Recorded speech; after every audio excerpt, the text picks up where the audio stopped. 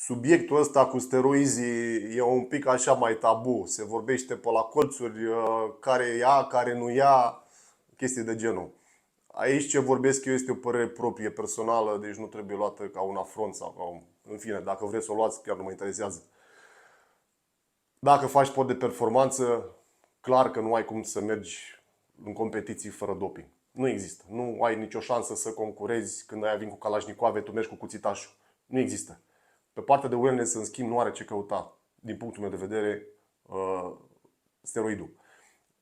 Din păcate, există pseudo-naturali ce promovează corpurile lor, care sunt umplute de steroizi, și creează o imagine disfuncțională a cum trebuie să arate un corp natural corect.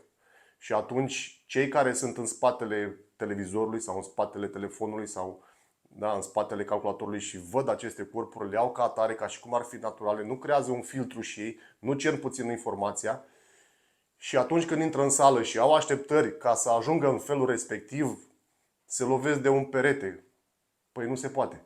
De ce? Pentru că durează, pentru că e muncă, pentru că atunci dacă nu bagi ace, nu faci. Și ce se întâmplă? Ori se lasă, ori sunt dezamăgiți, ori se lasă pentru că sunt dezamăgiți, ori o parte din ei se apucă de doping, ceea ce nu asta e. Nu despre asta este vorba în sportul ăsta.